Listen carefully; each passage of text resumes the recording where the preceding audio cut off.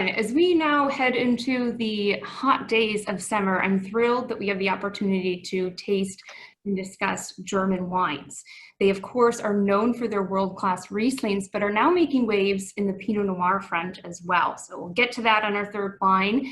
And in terms of our panelists today, my name is Alicia Barrett. I am the wine educator at Binny's. I'm joined by Chris Spear, our wine manager at our Willowbrook location. And our special guest today is Richie Ribando. Richie is the head sommelier for the very well-known and respected Smith and the Loyalist, and he also serves as the Wines of Germany ambassador here in Chicago. So quite the expert. We encourage you to ask questions. Please do so via the Q&A or the chat function here on Zoom. If you're watching on Facebook, go ahead and put those in the comment section. We'll try and get to those, and if not, we can answer them as soon as the video has ended. But we appreciate you all being here, and especially to you, Richie.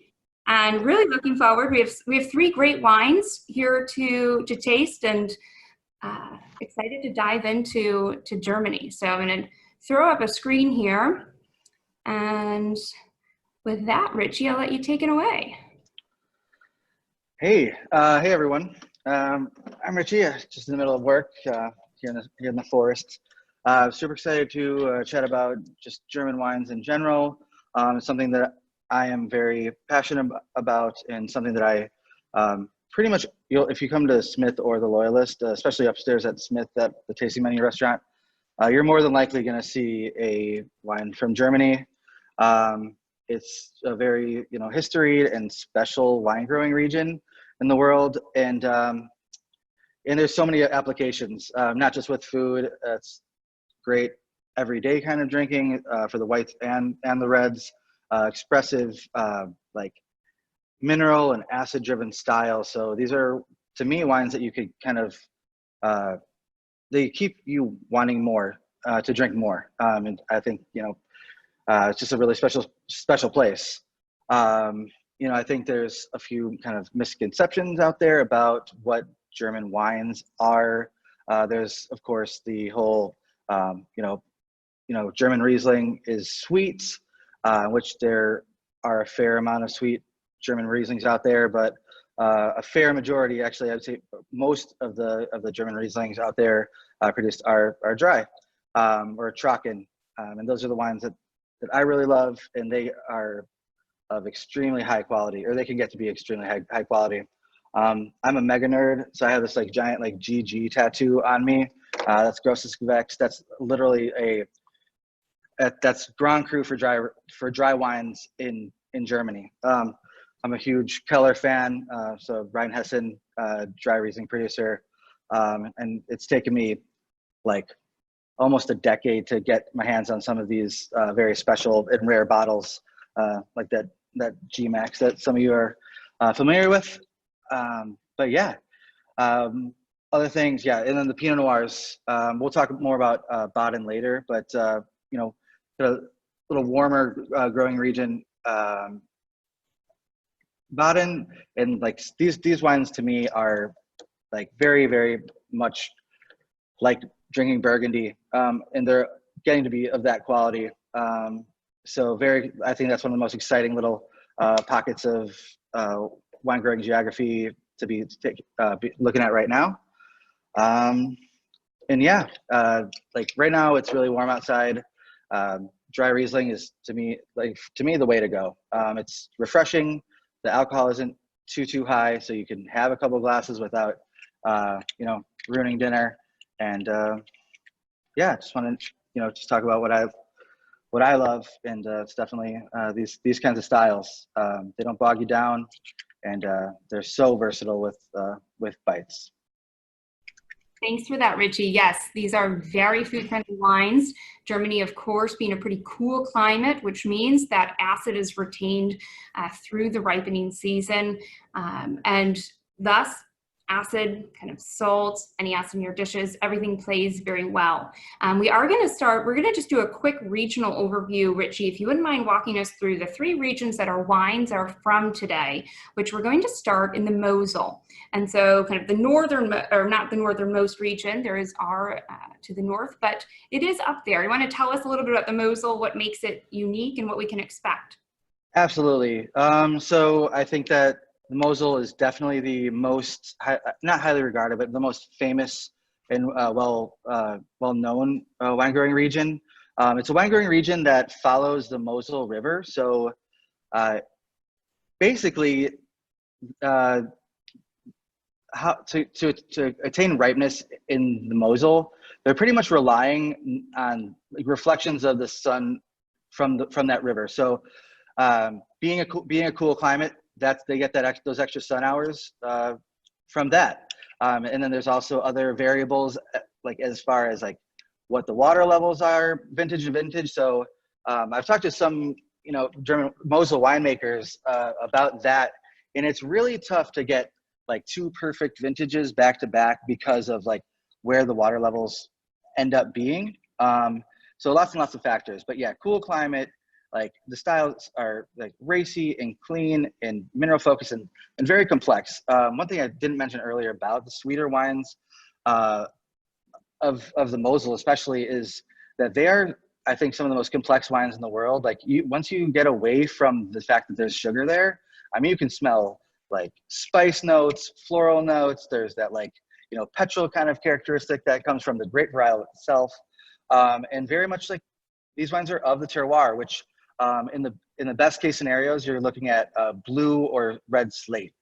And yeah, just a very, very historied wine growing region. And there's, so runs along the Mosel River, and then there's the Saar and the Ruvar, which I think are some of the most highly regarded little pockets that run along within the Mosel itself. But this is the time to be drinking wines of the Mosel. We're going to be drinking some Dr. Lucen, but some other great producers of note, JJ Pruhm. One of my personal favorites is Weingut Kartasserhof, and these guys, their GG wines that they're situated right on the Ruvar are just phenomenal if you get your hands on some. Thank you. So yes, we're going to be tasting, as Richie said, Dr. L sparkling Riesling from the Mosel. So kind of keep this beautiful photograph in mind. We're going to just quickly cover the other two regions here first. We'll head on to, see here.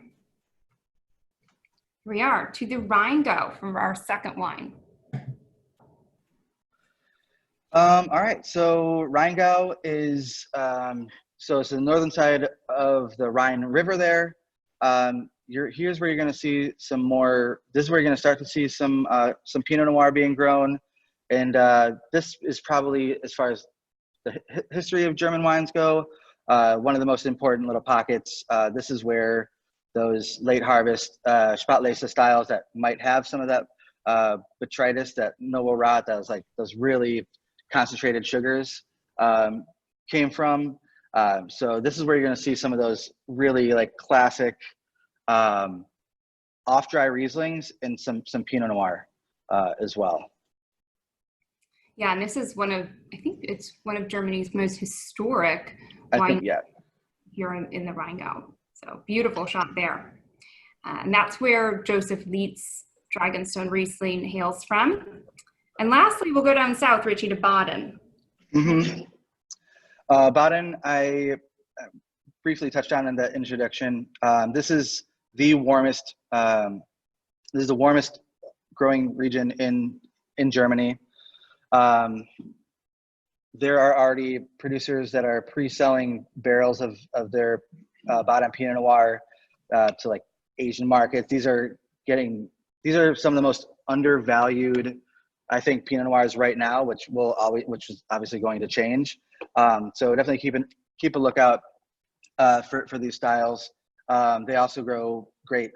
They make great Pinot Gris, Pinot Blanc over here. And this is, again, and there's some really like dangerously steep slopes and terrace slopes as far as where they're growing this Pinot Noir. And yeah, it's right next to the Black Forest and the Rhine River. So there's definitely, I personally think that there's, some like French kind of Burgundian influence when it comes to these Pinot Noirs, and the style kind of reflects it. There's, sometimes you'll see a little bit of oak barrel, like some barrel aging on these wines, or fermenting.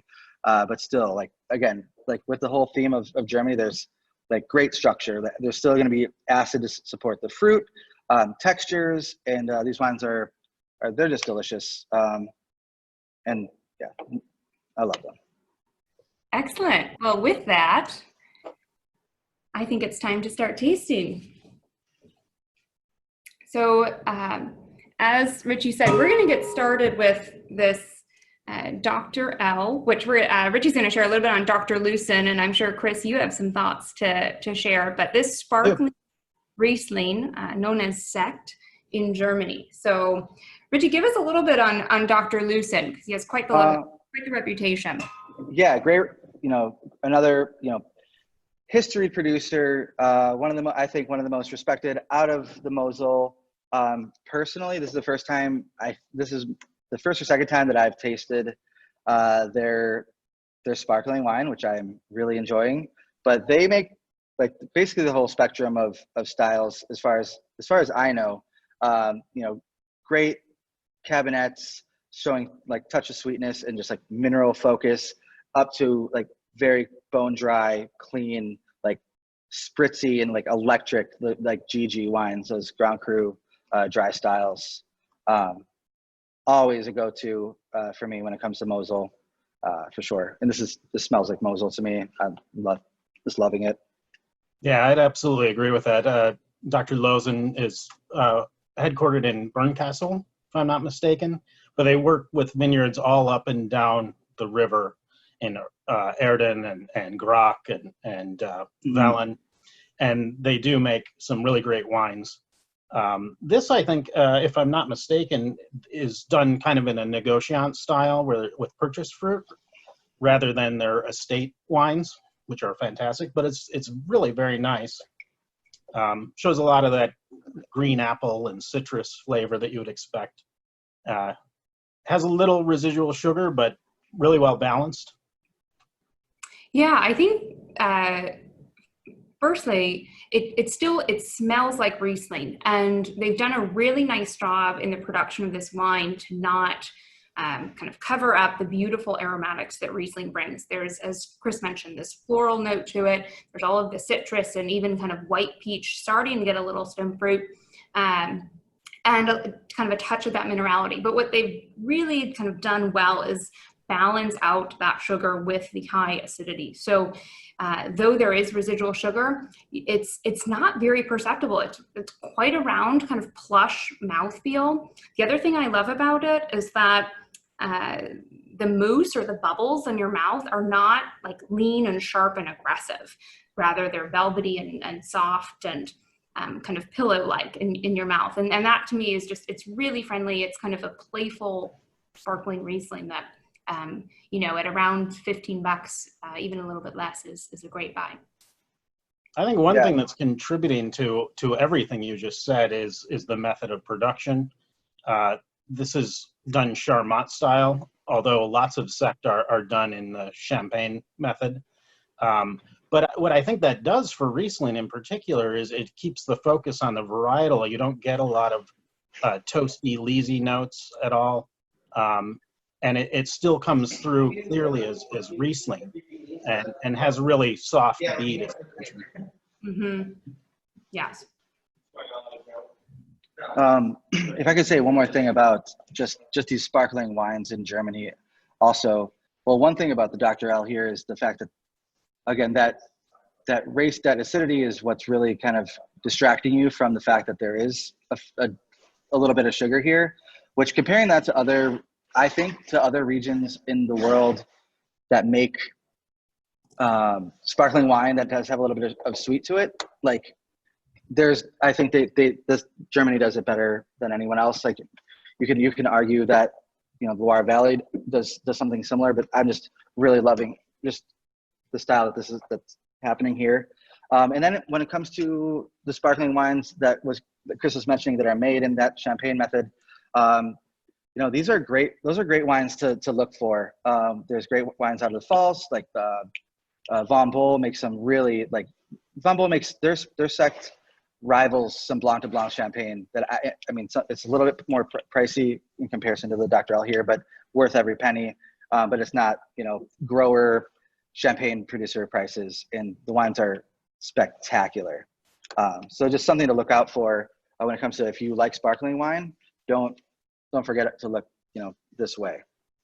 I think that point can be easily generalized to Riesling in all the product cut levels. The key is that bright acidity and the balance. Even when you have a lot of residual sugar, they never come off, if they're well made, as cloying or even particularly sweet. Sometimes you can have loads of sugar in them, and the acid balance just puts it all into perspective, and you've got a beautiful wine. Absolutely. Overall. So that's a great transition to our next wine. And before we do that, just wanted to point out for those watching, if you are a fan of Dr. Lawson's wines or this one, all of the Dr. Al are Negociant style, so they represent great value for you to go ahead and purchase. And then when you're ready to spend a little bit more or have a special occasion, the ones that you see with the full kind of Dr. Lawson on them will be more likely from their estates. So next, we're going to hit up Riesling, as was mentioned. And here's what we're drinking today. Joseph Leitz, his Dragonstone Riesling from the Rheingau. All right. So again, as we kind of mentioned, there are many misconceptions about Riesling, and whenever you start a conversation with someone, you always want them to, to make sure they understand that Riesling is made in all styles, dry through to sweet. And as Richie discussed, a majority, upwards kind of 65% of the wines coming out of Germany are dry or trocken. So don't think, back in the 80s, a lot of kind of mildly sweet Rieslings were hitting the US market. Times have changed, very different now. So full spectrum, we are going to have one with a little bit of residual sugar today, but again, don't let that kind of be a deterrent if you think you only like dry styles, because as long as the acidity is in balance, it's going to be beautiful. Yeah, I mean, this wine, having that little bit of sweet, it just kind of, it rounds the whole wine out to me. Like, it's very aromatic, just right out of the gate, but like, the sweetness, it doesn't bother. I love wines like this, but like this wine to me is very, very just, it's delicate, it's floral, it's textured, and it's a very, very long and complex. And again, for a wine, like, I mean, there's a spectrum of price points when it comes to these styles, but for what you get for like how just like elegant and textured and like long, what you get for this wine is, it's a whole lot. Like, it's just going. I had one sip. It's still acidity is going. These wines are just, yeah. I mean, they make good wine over there. That's totally agree. This is, to me, amazing for quality for a QBA wine. It's and you can tell. 2018 was a pretty warm year, and Germany's had in the 21st century, I think, a lot of really good vintages due to just more consistent warmth in these regions. You don't have as many of those down years as you used to have in, say, the 70s or whatever, just because of cold conditions. But man, the round mouthfeel on this, the lusciousness for a QBA, and then just zingy acidity with beautiful minerality on the finish. It's so bright and fresh. It's gorgeous. Yeah. Another fantastic value. Absolutely. Yes, it's everything Riesling should be. It's aromatically very intense. And when Richie and Chris say that the finish is long and it's sticking around, they're not just saying that because we're on camera drinking this wine. It is still there. And what's great too is it's the fruit and the acid and the minerality. It's everything that's kind of coming across the finish line together. Sometimes if a producer is kind of just making a dry Riesling so they can claim that it's dry and the acid's too high, it can be really sharp and kind of too aggressive. And so in this case, I think it's really well done. I want to talk about food pairings a little bit because this one just has a plethora of options here. Both Chris and Richie especially, I'll start with you, and then Chris, if you want to share from your former chef days. What would you pair with this, Richie? What can we tell people to go ahead and look out for? Yeah, so and that's one of the great things about these styles is the versatility. So I would say the classic, like easy go-to is with spicy food, because that sugar is just going to quell the heat, and the acidity is just always going to. Acidity helps food no matter what the cuisine. So that's the one, like, easy go-to.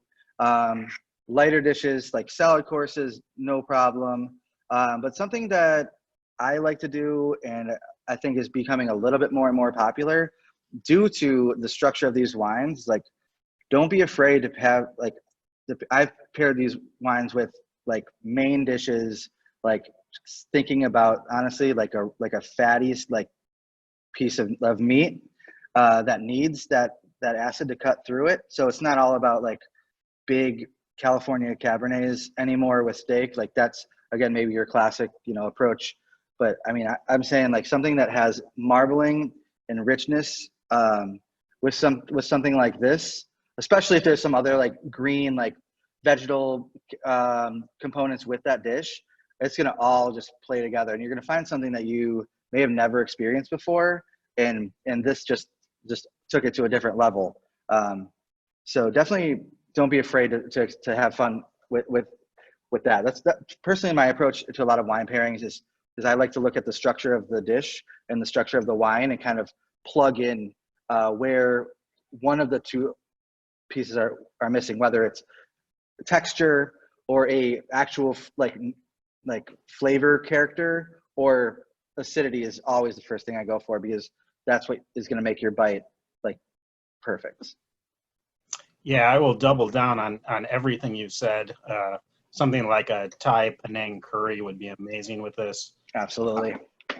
And in a lot of cases, your approach is excellent with Riesling, because it has so many ways you can fill a hole that a dish may have, because it is bright and fresh, it's floral, it's got fruit, and it's got some sweetness sometimes.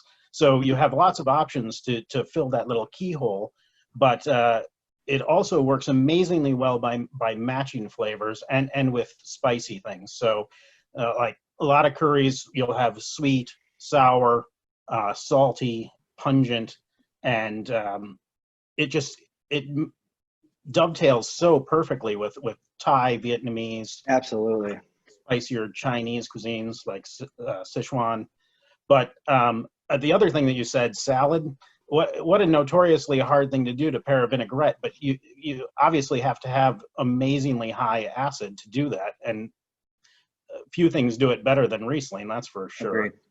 And one last thing I'd say, again, with kind of the dovetail idea, but maybe a little bit outside of the box for some people, real traditional German dish like Sauerbraten, where you have sweet and sour flavors and a rich braised beef. You wouldn't necessarily, a lot of people may not necessarily think of putting a white wine with that, but I think this has the weight and the acidity to pair with that. And I think it'd be fantastic. Definitely. What you have both pointed out is that this is a bottle that can get you through the entire meal, which I think sometimes can be difficult, right? The wine that goes with the salad that can also go with your main course.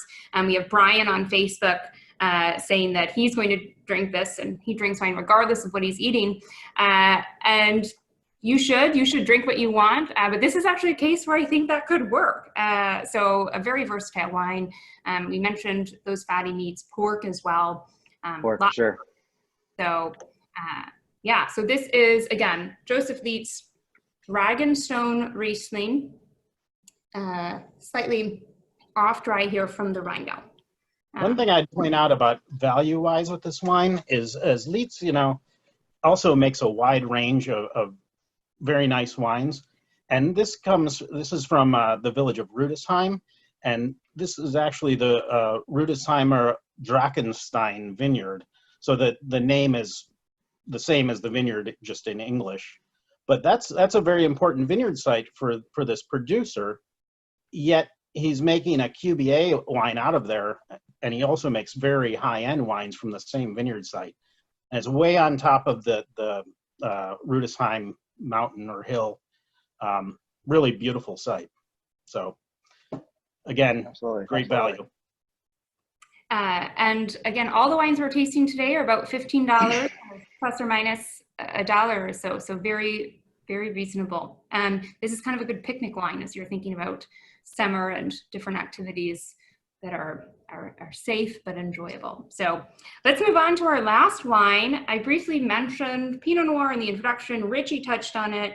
I love Pinot Noir, so I'm just really excited about the quality that's coming out of Germany. It is getting warmer there, and so they are able to now ripen reliably their Pinot Noir. And we are drinking here. Richie, and I'll let you help me with, and Chris, the pronunciation here. Griffin Crest, is that right? Griffin, I believe. Griffin. Okay, so I was trying. As is that. I think it's referring to that magical beast on the label. Absolutely. Oh, all right. Good point. It was less complicated than you thought it was. Yes, I know. All right, so Griffin Crest Pinot Noir. This is the 2015, actually. Richie, tell us about Pinot Noir in Baden. It's again, I would say one of the most exciting wine growing regions to be looking at right now. And I talk about that all the time. There's some really just delightful styles coming out of this region. Again, it's getting a little bit warmer just generally in Germany. So now is the time to be really, enjoying that when it comes to the Pinot Noir out of the glass. And again, we keep like talking about acidity, but acidity is what drives this wine. I just had my first sip of it, and again, I'm still like salivating. It's delightful. This wine in particular, again, for that $15 range to get something of this quality that has, that's from 2015. That's kind of, I think, incredible. Like I mentioned earlier, these wines, I truly believe in the best way that they're undervalued. And I always think that's a really great thing because I like to be able to afford to drink delicious wine. So yeah, it's structured. This wine is got all of the grapefruits, all that red fruit characteristic and minerality that you want from Pinot Noir. I personally love Pinot Noir. It's I just love it. I'm very picky when it comes to Pinot Noir personally. Like I'm a big Burgundy fan. I'm a big Spätburgunder fan, and I only like little pockets of the United States. I like true Sonoma Coast, like Western Sonoma Coast, and select sites in Oregon. And this is hitting all the notes for me. It's complex. I think this wine could age very well. And again, you could buy a case of this stuff honestly and sit on it in a few years. It's gonna be better. You pair this wine with so many things. Like for some reason right now I'm thinking about duck, just because I'm having this like Burgundy kind of parallel here. It's not very like mushroomy forest flory, but those earth tones are, I think, definitely coming through a little bit. And it's also this, I think this one is just really just like bright and juicy and vibrant. Loving it. Yeah, another remarkable value.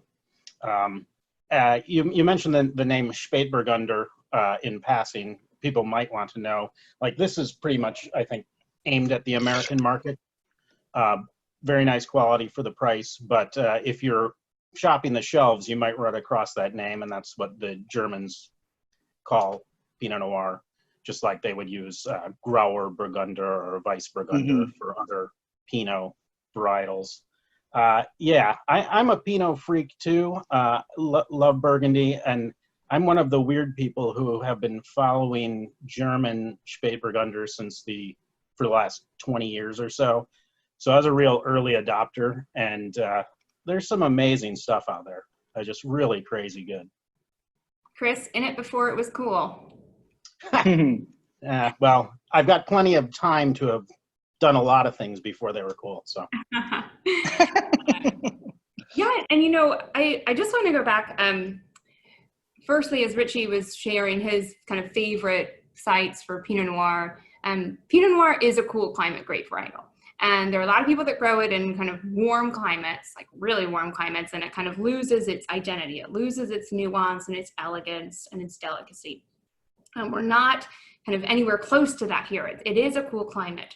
and someone asked kind of if it's near the same or on the same latitude as the Côte de Beaune. It's a little bit further north. Baden is just to the east once you cross the Rhine River of Alsace.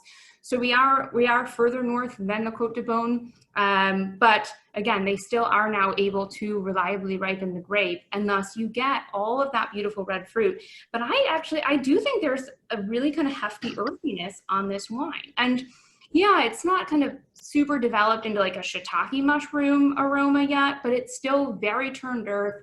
It's still pretty there are some savory notes to it as well, dried leaves and so forth. It's showing beautifully, and you get tons of nuance again for such a good value. So please do, and as Chris said, look for Spätburgunder or Pinot Noir if they're labeling it as such in the German aisle for sure. Yeah, I would say Absolutely. try to put this up against an American-made Pinot at $15. It would be a joke, honestly. Very difficult. And most I feel that price point, kind of from other areas of the world, are like kind of just fruity. They're just red fruit, and there's no nuance to the wine. And fair enough, it's $15, but they've managed to do it here. So I think it's pretty special.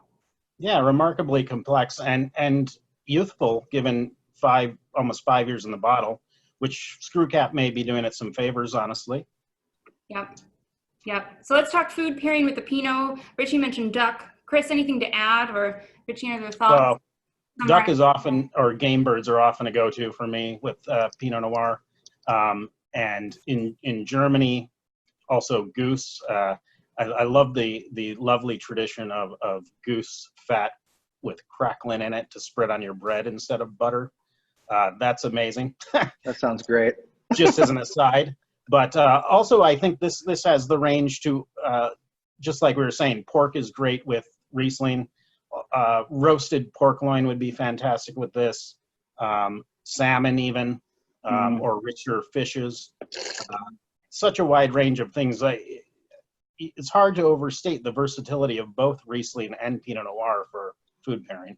Absolutely. Yeah. The salmon pairing I love. Yeah. The skin. Yeah. Like skin on fish with these wines are great. Yeah. Absolutely. Yeah. Get that skin. Yeah, great crispy. choices. Absolutely. Yeah. So again, this is the Griffin Crest 2015 Pinot Noir. That you can get for, again, around $15. And I would bring this back around to the location of the Dragonstone. Plenty of Pinot Noir grown there too. It's more northerly, but they've got all of those south-facing slopes because they're on the north side, and the river is running east-west there. So no problem really ripening it there either. So. Yep. Before we wrap up, I do want to kind of talk about two things. One, if you enjoy the wines that we have selected today and you want to kind of inch up your price point and explore more German wines at an even higher quality, I do want to talk about kind of what you're paying for in that. Richie, if you can speak to so much of this land that is under vine is on a slope.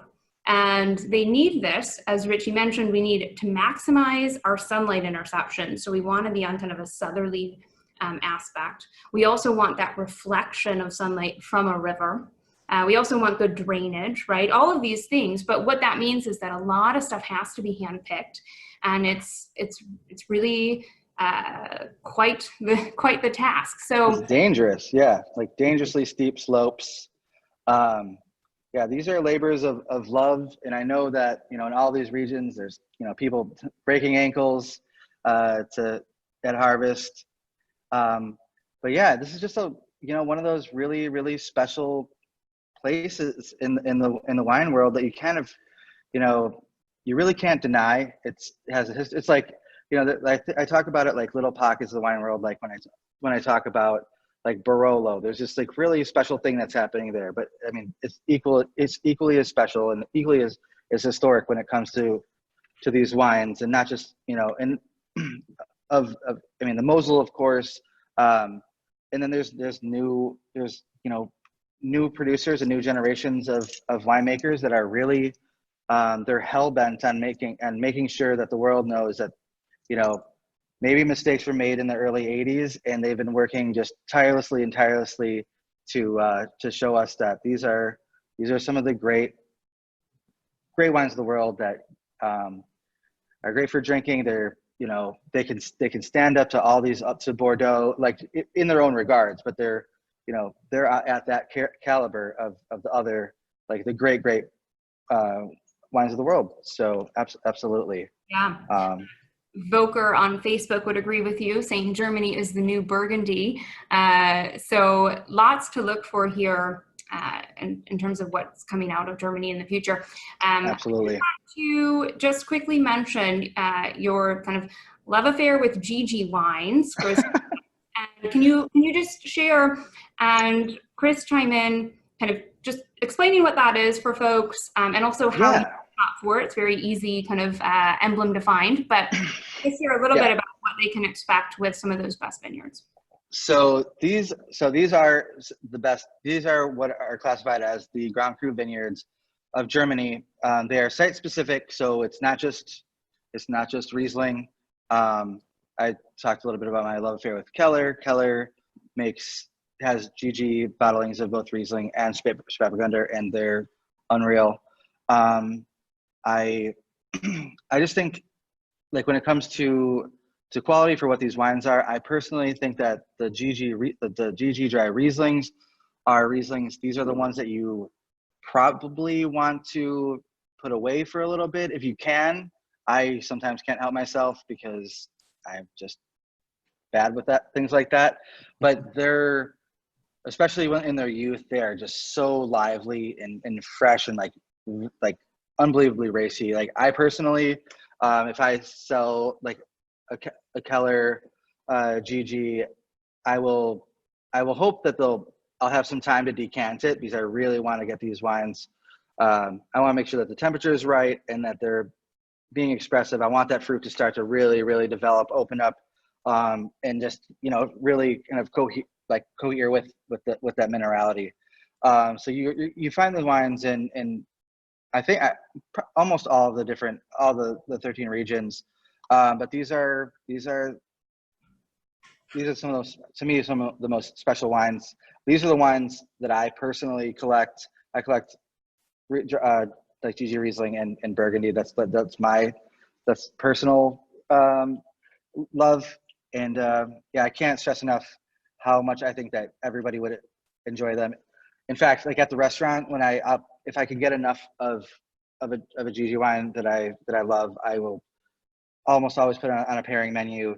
And it's so funny to like walk up to a table. They pre-purchase a tasting menu with pairings. I choose the wine, they don't, and they see this bottle, and I am always just like, because they know this is a very distinct bottle. They know it's Riesling. That Riesling's coming, and I'm just like, I'm always just like, just wait. And then I've never, even if it's a drier style, it's just something. It's really something that if you had a preconceived kind of idea about what it was, it's probably time to revisit at all of the different levels. And I think you're going to be pleasantly surprised if you have any doubts.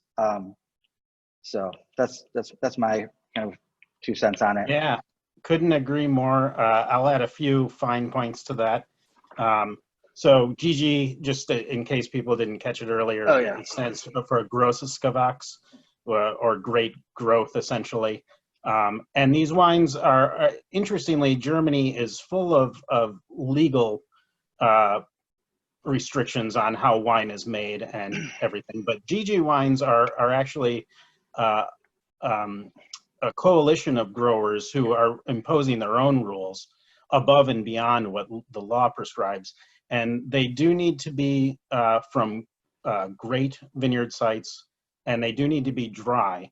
And theoretically, this is reclaiming the mantle of the truly great dry Rieslings that Germany produced in the past and certainly can produce now. And they are amazing. There's just no two ways about it. Very versatile with food pairing, incredible depth, amazing acidity, generally speaking. And we would be remiss if we didn't mention, you can't wait to drink them, but they have a supernatural ability to age. Riesling in general is just unbelievable as an aging wine. I love older Riesling, love it young too. I mean, but you can't go wrong laying something like that down. And if you if you're unsure, when you go ahead and look for a bottle, if this were GG, up here, kind of just as the neck gets started, you'll see like engraving. I'm not sure what the technical term is here on the glass, but embossed, perhaps. Textured embossing of a bunch of grapes and GG. So very distinct. And at Binny's, I think you're going to start kind of in the probably 50 to 60s kind of mark for a GG wine. But again, this is what they have determined. They are from sites that kind of are their equivalent to like Grand Cru vineyards. So the best sites from those beautiful wines. Yeah, you got to put that into context. I mean, the truly, yeah, there you go. There it goes.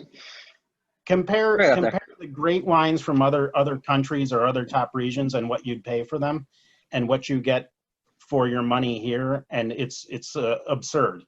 The value, no matter if you're paying $70 for a GG, it's there. There's no two ways about it. Yeah, absolutely. Last question here that's come in before we wrap up. Richie, I don't think you know this, but last week, Chris and I talked Austrian wine, just to the south of Germany there. And this is from Jack. Are there many German wines made from Grüner Veltliner or Müller-Thurgau? You'll see Müller-Thurgau. I personally cannot think of any German Grüner Veltliner. Not to say that the conditions aren't right, but you'll definitely see Müller-Thurgau over there. I actually just sold one to go today from Under Le Mole. They got a natural Müller-Thurgau, so absolutely. You should be able to find some good value with Müller-Thurgau, right? I mean, it's a pretty fine variety, so it's a little bit easier to grow is the point there. So yes, lots of Müller-Thurgau, not so much Grüner Veltliner in Germany. Definitely. Well, thank you, gentlemen. I'm going to ask for your recommendation, one wine, one summer activity here before we go, of what we've tasted today. Oh man, these wines, I'm a sparkling guy. I'm going to Dr. Lucen summer activity. 4th of July, that like a warm evening. That's fireworks. If you're doing fireworks this year, this is perfect. There's fireworks in your mouth there. Yeah, I go with the Dr. 4th of July night. It's a great activity. Chris? Yeah, the fireworks may have to be contained to your glass and mouth. But yeah, so I would couple fashionable mask wearing with the Dragonstone. I think that's really in vogue these days. Yes. Just got to sip around the mask, and maybe a game of croquet. Oh, how posh! Yeah. I actually do love croquet. I will admit that. And I'll throw out one, if you're thinking about going on a boat, which is now legal here in Phase 4 in Chicago, really any wine will go well. But if you are just in like a particularly red mood, which sometimes I am, no matter how kind of much my food or the temperature says white, I want red, throw a chill on the Pinot Noir, put it in the cooler, go on the boat, and you'll be a happy camper, especially if you're fishing. That would be very good. Absolutely. Yeah. Yeah. Cool Chill's Chicago evening on the lake. Yeah. Perfect for. Well, thank you both for coming on, talking all things Germany. Guys, shop the German aisle. Great wines, really awesome prices. I'm going to throw a slide up here with the wines we tasted today, so I'll leave that up as a reminder. This video will be on our YouTube channel if you want to go back and watch it. It's also on Facebook. And for everyone tuning in, thank you so much. And future events on our website. Also, if you want to know more about German wines, because we only scratched the surface here today, GermanWineUSA.com. I'm going to throw the website up here. And we have a whole kind of German promotion going on at Binny's. So lots to look forward to. Thank you guys. Yeah. Thanks a Thank lot. you. Thanks, Richie. Thank you. Absolutely. Hey, thanks. Thanks, everyone.